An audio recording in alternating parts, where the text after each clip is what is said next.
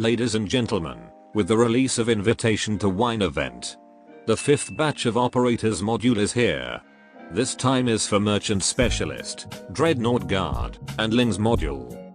I will give a short review on the Operators module, and a tier list of which module that's the most impactful and who you should prioritize. Keep in mind I won't thoroughly talk about the module level 2 or 3 upgrade for now, but I'll mention the module upgrade if it's worth to invest for the operator. So without further ado, let's get started. Let's start with the limited 6-star Ling. Much like what I mentioned in my recent Ling review video, the module will increase Ling's summon limit and reduce her summon DP cost. Reducing the summon cost is helpful, since Ling and her summon can drain your DP. On top of that, Ling will get a superb module upgrade that will allow her to deploy 4 summons, which is very beneficial for her skill 3. Easily a top tier module that you should unlock. Then with Merchant Specialist, and start with the 4-star Uncle J. Currently all Merchant Specialist got the same module effect that will decrease their DP consumption from their tray, with now consuming 2 DP every 3 seconds. Easily a top tier module that fixes this archetype main problem. With this module, as long as the stage DP generation is normal, the DP generation won't become stagnant. J is also a top tier 4-star in all kind of stage and strategy, so the sushi guy deserved to be on the top spot of this tier list. As for the 5-star, we have Mr. Nothing. Mr. Nothing is quite a complicated operator to use, but his S2 can make him a decent helidrop unit, though you might have to trigger his S2 for a couple of times until you get the desired skill effect. But overall this module is still useful for him, because even if you placed him in the stage for a short time, he can make your DP generation to stagnate. I'm quite conflicted about this. The module really helped this archetype main problem, but I know that Mr. Nothing is not a very reliable operator. But well, since this merchant module really helped this archetype main problem, I'll put Mr. Nothing at A, so if you somehow E2 him and regularly use him, go unlock his module. And then for the 6-star Lee. Lee's ability make him fit to be used as a stationary unit for a long time in the field, so this module is absolutely perfect for him. And the module upgrade is also something that is worth to anticipate. So overall unlocking this module is a priority once you E2 Lee. Moving to Dreadnought Guard. Let's see the 4-star Matymaru first. Matymaru got a module effect that will recovers her HP when her HP drop to 0. So she won't be immediately retreated once she take a lethal damage. However, the next state will decrease the max HP by 60%. But she also gains an increased attack speed by 30. It is a very unique module, but I don't think it really help a Dreadnought Guard. And if your Dreadnought is undefeated, this module tray effect is pretty much useless. The increased attack speed is good, but the 60% decreased HP will make them very vulnerable. Without a high HP, Dreadnought is very squishy, since they have low defense. Well, I think this module is meant to be a countermeasure or a failsafe if the enemy is too much for the Dreadnought to handle. So before they are retreated or takes a fatal blow that will eliminate them, they have a chance to deal few more hits to the enemy, or even eliminate the enemy. Or if you are a hardcore player, perhaps you like this state better for your Dreadnought. But back again to Matymaru. Matymaru is a guard with a very high HP thanks to her talent. With max level, talent and potential, she can have more than 5k HP, and still have more than 2k HP like 6-star Pioneer Vanguard during the second state. With her S1 and other healer she can last for some time in the -60% HP state.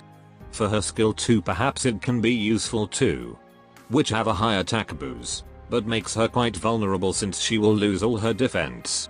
So when her HP drop to 0 when using the S2, she can still standing to deal a few more hit.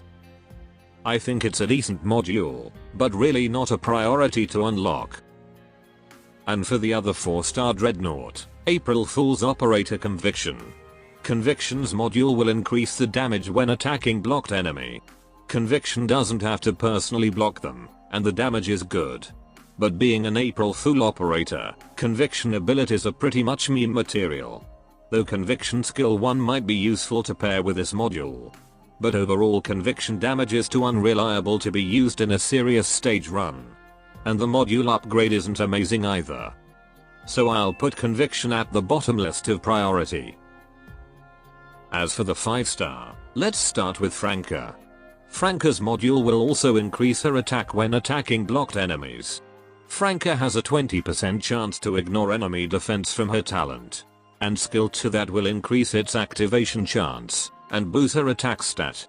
If the talent manages to active, she can deal quite big amount of physical damage, which will certainly increased by this module.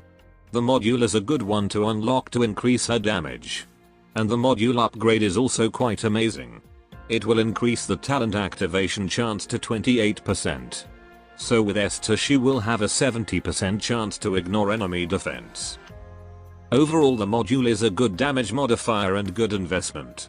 I recommend you to unlock her module if you already eat her. And get her module upgrade once it come to global. Next up for Flamebringer. Flamebringer module will also recover his HP once it dropped to 0. Though Flamebringer is quite complicated to use. But I think he gets more from this module attack speed when using his S2. But then again his S2 takes quite amount of time to charge. And he is very vulnerable during the -60% HP state. His talent can help boost his HP but you need to beat at least 30 enemies for full stack. A decent module for him, but again not a priority to unlock. Moving on to the 6 stars, let's see Scadi first. Same module like Matymaru and Flamebringer. A good module to combo with her S3 that will significantly increase her HP. If she enter the -60% HP state when she use her skill 3, she won't be that vulnerable. It might also useful for her S2 Hella drop skill. But I still think this module is inconvenient for her. And this module level 2 and 3 upgrade will enhance her Abyssal Hunter talent. Which is quite good since it will also increase their HP. But there's something else that you need to consider. Scadi is one of the few who already got a second module in CN server. And I must say her second module is absolutely better for her. Her second module will increase her damage to blocked enemies. And the module upgrade will further decrease her redeployment time to 40 seconds. Which is awesome since Scadi is not really suited as a stationary unit.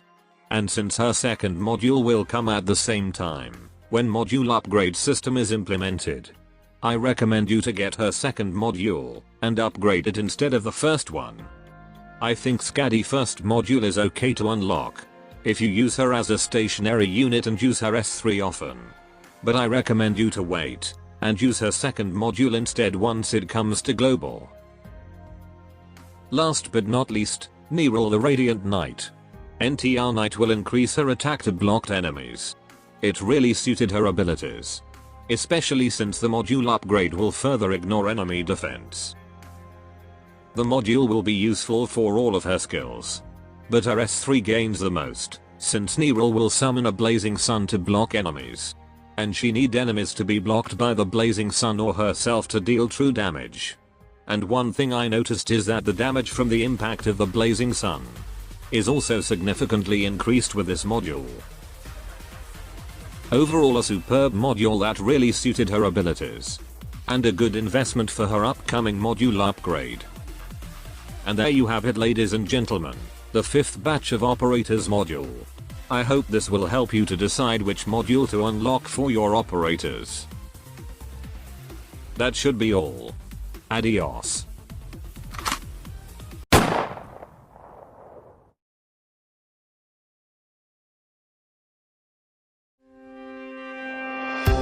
Why? ここだよ。あれれ